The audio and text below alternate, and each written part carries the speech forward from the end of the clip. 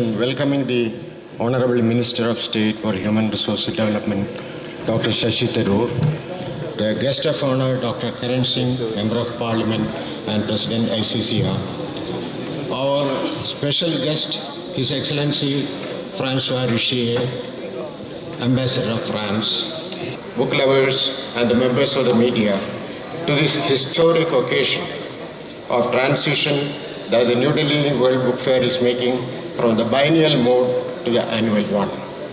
I am particularly happy as well as aware of the huge responsibility it has bestowed on us.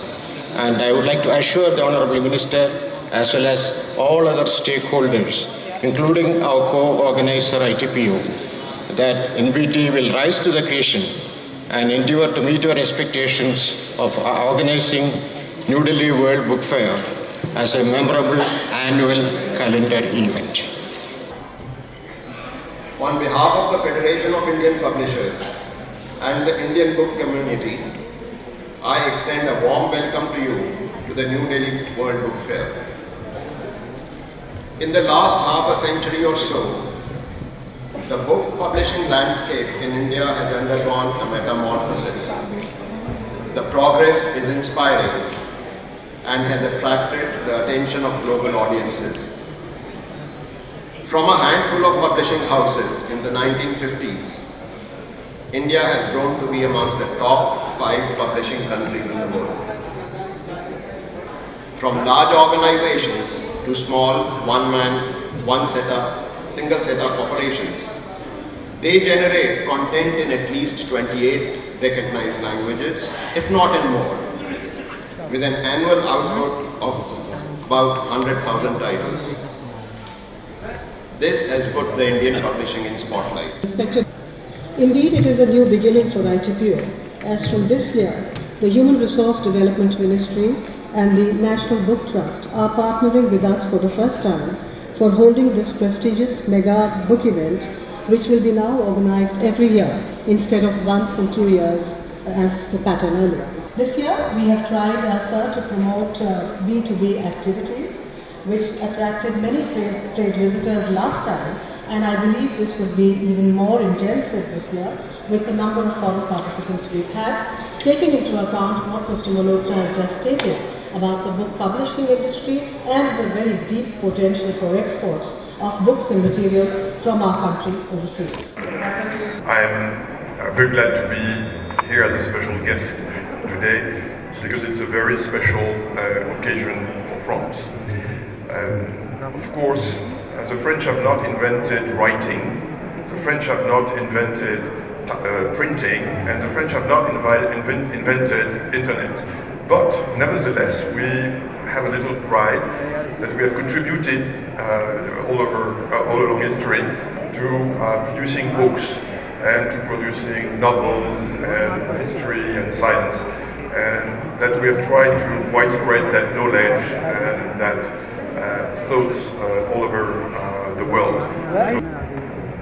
For anybody who loves books, there is no greater treat than a book fair, because books really represent a dimension which is quite unique. I started collecting books from the age of 5, and I now have 25,000 in my library in Jammu. So there's always a danger that you may become a compulsive collector.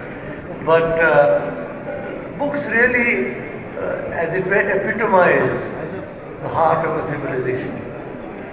And for thousands and thousands of years, since recorded history, books have played a critical and crucial role in the growth of human civilization. And India is unique in that I don't think there's any country in the world which publishes in so many different languages. Apart from the 25 languages we have in our constitution, we have other languages also which are still not in the constitution. And if you take the whole of Europe, from Norway to Greece and from Portugal to Russia, you will not find as many languages as we have in India, which reflects the extraordinary diversity and plurality of our heritage. It's a great pleasure to be here today, and I'm delighted to be able to extend my best wishes to the National Book Trust as it celebrates the opening of the New Delhi World Book Fair from today, the 4th of February, to the 10th. Nothing delights me more than encouraging Indians, my fellow Indians, to read widely and across several genres, and to see books being showcased, presented, discussed and celebrated is an absolute joy that I believe we will all be able to experience in this magnificent exhibition center for the next week. It's particularly appropriate that the weather has taken the turn it has today. I was saying that it has had two consequences. First, it reminds us what a good day it is to read, because in this kind of rain, it's best to stay indoors with a good book. But it has also driven us right here into the children's pavilion, as we can see from all the children's temptations hanging from the ceiling. And that's so appropriate because childhood is the time to discover books. Growing up as a child of middle-class parents in the late 50s and 60s in this country, for me meant growing up with books. I read copiously, rapidly and indiscriminately. Soon reading became a central focus of my existence. There was not a day in my childhood that did not feature a book or several. One day I kept a list of volumes I'd finished. Comics didn't count, hoping to reach 365 before the calendar did. I made it before Christmas.